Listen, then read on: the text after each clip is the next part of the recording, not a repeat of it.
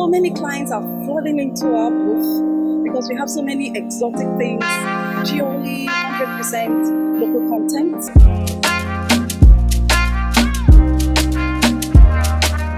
We are here to exhibit our product, which is already been known, and for the people to know that we are selling quality, not quantity.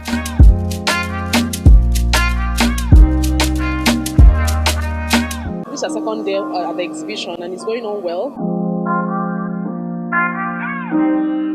We are also riding on the tailwind being provided by the African Continental Free Trade Agreement, which we believe will help turn the manufacturing sector around, not only in Nigeria but across Africa.